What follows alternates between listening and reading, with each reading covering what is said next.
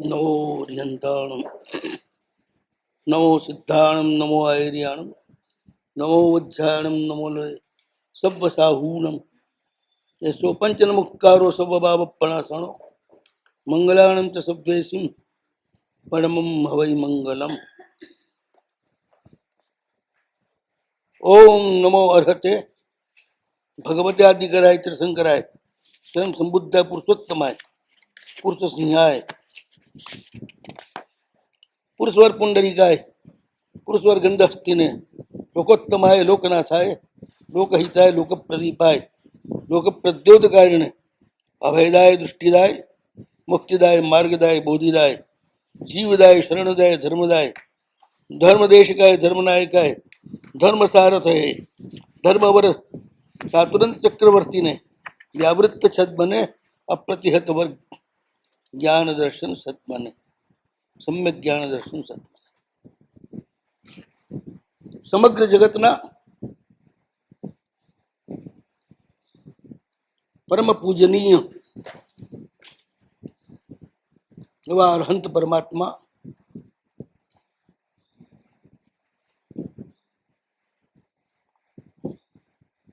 સમગ્ર વિશ્વનું બાહ્ય ને અભ્યંતર બધી રીતે યોગક્ષેમ કરનારા છે.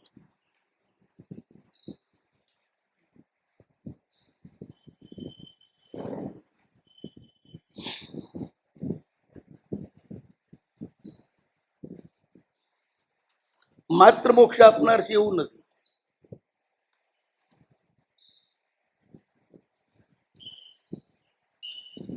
જેને જે જોઈએ આપે છે, પણ જે આપણે ઈચ્છીએ એના બે પ્રકાર.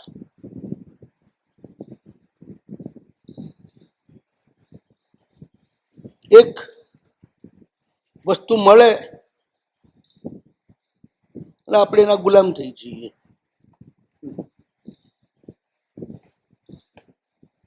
અને એક વસ્તુ મળે એના આપણે સ્વામી થઈએ. તમે જે માંગો એ તમને આપે. સંસાર માંગો તો સંસાર આપે, મોક્ષ માંગો તો મોક્ષ આપે. સંસાર એટલે દુઃખ માંગો તો દુઃખ આપે, સુખ માંગો તો સુખ આપે. એમ તો પોતાને કોઈ ચોઈસ કરવાની નથી, એમ તો સ્વભાવ છે જે માંગવું આપ. શું માંગવું કે શું એમની પાસેથી ઈચ્છવું એ ચોઈસ કરવાનું કર્તૃત્વ તમારું.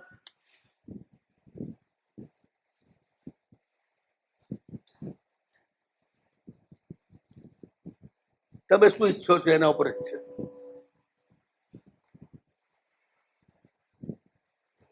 પ્રભુ પાસેથી આપણે ફળ લેવાનું છે.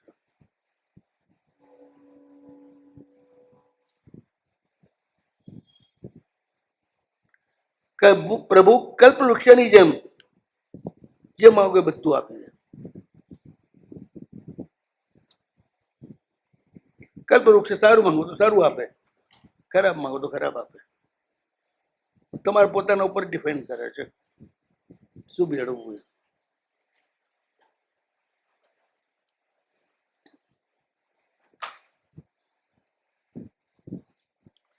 એ લોકના પ્રદ્યોતકારી છે, તમને બધું બતાડી દે છે. આમ છે આમ છે આમ છે. પછી શું ખાડામાં પડવું કે પહાડ ઉપર ચડવું કે કાંઠામાં જવું કે ફૂલોમાં જવું એ બધું બતાડી દે છે, પણ તમારે શું કરવું એ તમારે જોવાનું છે, તમારા વિવેક ઉપર છે.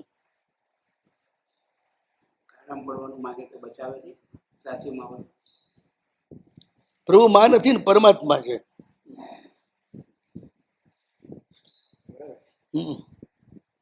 મારા આગીરે દ્વેષી હોય, પરમાત્માને કશું જોવાનું નથી.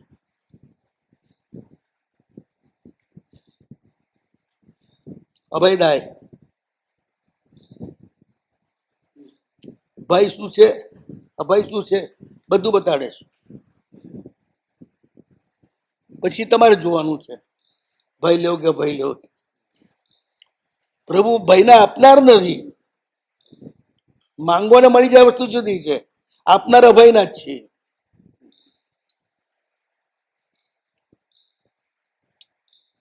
એક વાત બીજી નક્કી છે,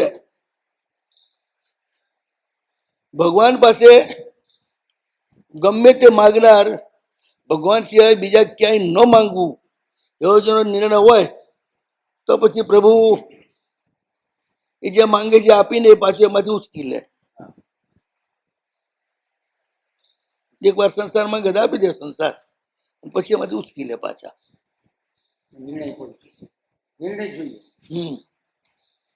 ના, પછી તો એમનો સ્વભાવ છે, તમે એમની જ પાસે માંગો છો તો તમે દુઃખ માંગો તો છેવટે સુખ આપવું, એ પછી એમનો સ્વભાવ છે. પહેલી વખત એવું કેમ નથી કરતા? હે, પહેલી વાર એવું કેમ નથી કરતા? તમે સ્વતંત્ર છો એ બતાડવા માટે.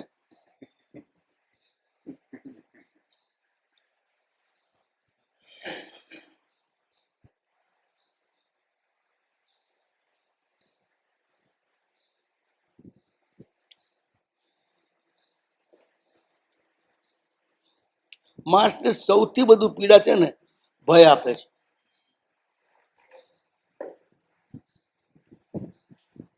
મોટા ભાગની પ્રવૃત્તિ છે ને ભયના કારણે કરે છે. એકલા ભય લાગે છે કુટુંબ બનાવે છે, બહાર ભય લાગે છે ઘર બનાવે છે, બીજાથી ભય લાગે છે શસ્ત્ર બનાવે છે, અભાવથી ભય લાગે છે એટલે સંગ્રહ કરે છે.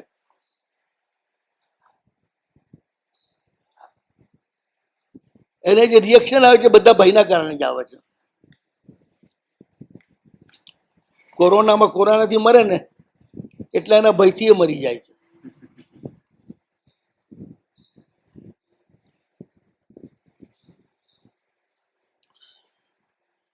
ઓનાથી નિગોદમાં એક ઘરમાં અનંતા રહેલા કઈ નતું, અને પછી જયારે કંઈક મળે છે ને ત્યારે જતું ન રહે એનો ભય બહુ જોરદાર હોય છે.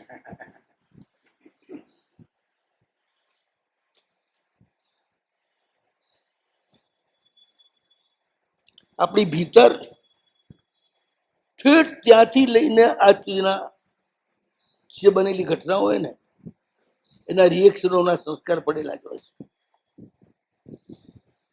એ જાણે અજાણે એ સંસ્કાર આપણને અનકોન્શિયસલી એ રીતે વર્તવાની ફરજ પાડે છે. હજારો જન્મ પહેલા કોઈ બની ગયેલી ઘટના હોય ને એ ઘટના પણ ક્યારેક તમને આ જન્મમાં એના સંસ્કાર જાગી જાય તો તમને એ રીતે વર્તવા ફરજ પાડે. ખૂબ બધું સંગ્રહીને બેઠા છીએ આપણે.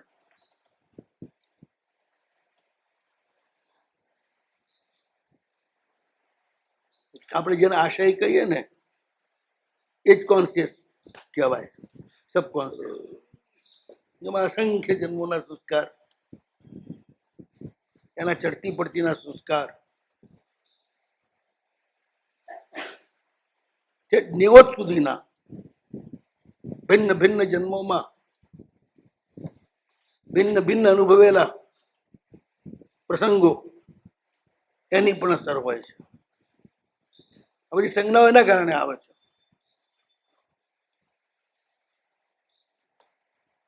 એટલે પ્રભુને દાતા તરીકે છે ને સૌથી મહત્વની વાત આજ અભય. આપણને અભય જોઈએ છે. અભય મળે તો પછી આપણી ઘણી બધી પ્રવૃત્તિ છે ને એમાં ફરક પડી જાય.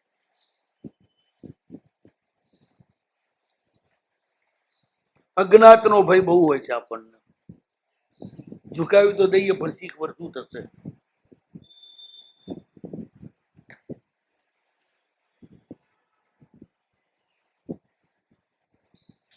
આપણે કરીએ તો છીએ પણ પછી આગળ તો પ્રભુને હાથ એમ કઈ ખખેરી નાખીએ છીએ હાથ. તો પરમાત્માને જો પકડી લો તો અભય આપે છે.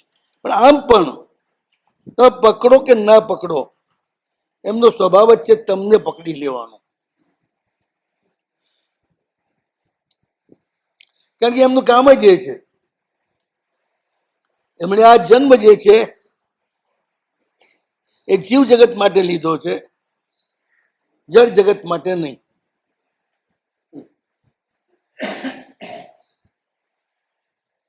જળ જગત એમનું લક્ષ્ય જ નથી, એની સાથે કોઈ એટેચમેન્ટ નથી એમને. એમને જે એટેચમેન્ટ છે, જે લગાવ છે, જીવ જગત સાથે છે. જળ જગત પર ઉપકાર બી થાય ને? જળ જગત તમારું ઉપકારી થાય એવું કંઈક પ્રભુના પ્રભાવથી થાય. જળ જગતને કોઈ ઉપકાર ને અપકાર કશું નથી. આરીસો તૂટી જાય તો આરીસાને કઈ ફરક પડતો નથી. હાજો રહે તો આરીસાને કઈ ફરક પડતો નથી. એમાં મોઢું જોનારાને ફરક પડે.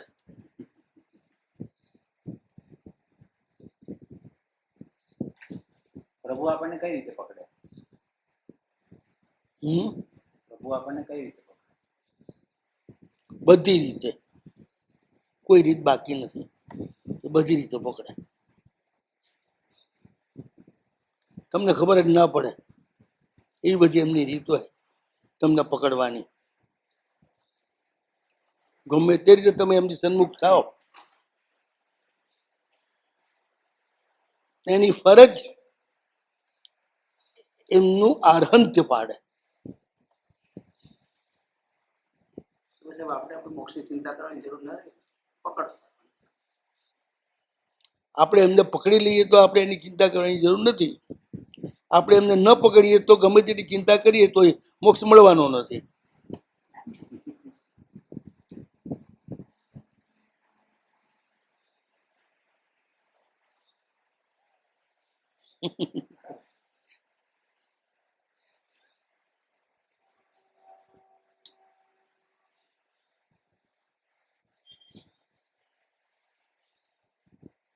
અને એક તો આપણને પકડે છે.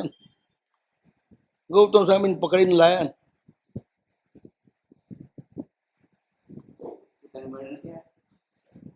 અરે ભગવાન, ઠેઠ કેવળ જ્ઞાન ક્યાં થયું? ઠેઠ શા માટે આયા? પાવપુરી સુધી, પાવપુરી સુધી શા માટે આયા? ગૌતમ માટે તો આયા કે મારો ઘરાક ત્યાં રાહ જોઈને બેઠો છે. નેગેટિવ, નકારાત્મક રાહ જોઈને બેઠો છે, હકારાત્મક નહીં.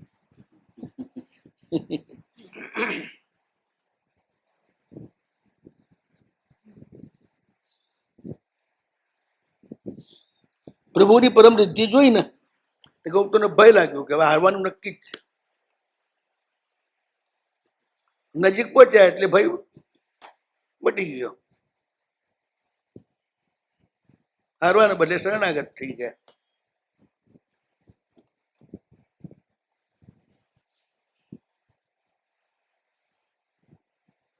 પ્રભુ પહેલો જ ભય દૂર કરે, એમનો સ્વભાવ છે.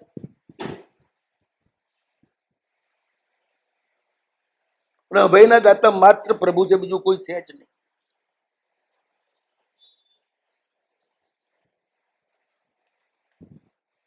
જે વાણમાં દુશ્મનથી ડરી અને સામે કિનારે ભાગવા માટે તમે બેઠા છો, એ જ વાણ અધ વચ્ચે જઈ અને કાણું પડે છે, ડૂબી જાય છે, અને તમે અંદર જાઓ છો. જાતમ શરણ તો ભયમ.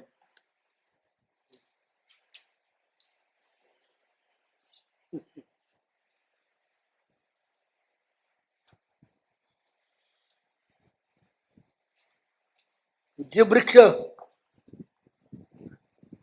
એના ફળ ફૂલ આદિથી તમે આજીવિકા ચલાવો છો, એના પર મુસ્તાક છો, ફળ લેવા જરા ઉપર વધારે ચડી ગયા, ડાળ છટકી નીચે પડ્યા. જેનાથી જીવન હતું એનાથી જ મૃત્યુ આવ્યું. કે આ સંસારમાં બધા જ પદાર્થો એવા છે કે તમે અભય માટેનો ઉપયોગ કરો છો અને એ ગમે ત્યારે ભય પેદા કરી દે.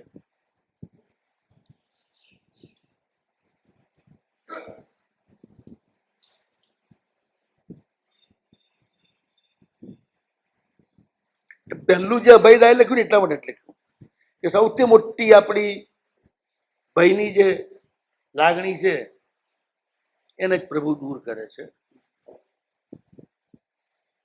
પછી જે આપણે પ્રવૃત્તિ કરીએ ને એ આપણી વિવેકપૂર્ણ બની જાય ભય ન હોવાના કારણે, સ્વસ્થ બની જાય. પ્રભુના શરણમાં ગયા એટલે કોઈ ભય નથી, દુર્ગતિનો ભય નથી, દારિદ્ર્યનો ભય નથી, દુષ્ટનો પણ ભય નથી.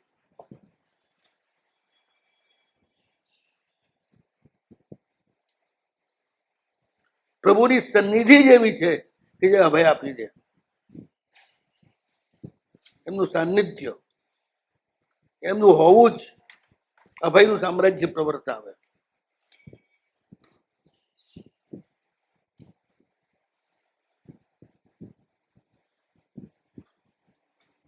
અભયદાનનો અર્થ આપણે મોટા ભાગે જીવોને બચાવવા એ કરીએ છીએ, પણ એવું નથી. બધી જ જાતના ભયની લાગણીઓમાંથી મુક્ત કરવા, એમને સ્વસ્થ કરવા, એ અભયદાન છે. એટલે ગુરુ પણ શિષ્યને અભય આપે છે. ગુરુના ચરણોમાં આવી જાય પછી એનો કોઈ ભય નથી સંસાર.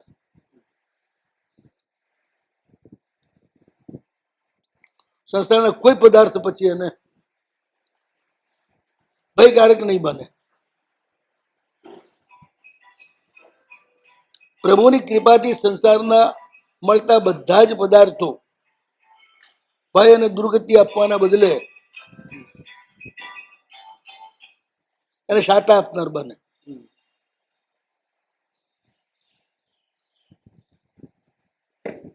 અને એ જ પદાર્થો એને એની ગુલામીમાંથી મુક્ત કરે. જે શરીર આપણને ગુલામ બનાવે છે એ શરીરનો ઉપયોગ ગુલામીમાંથી મુક્ત થવા માટેનો થાય, પણ એ પ્રભુની કૃપાથી જ. પ્રભુ મળે તો જ, નહીં તો નહીં.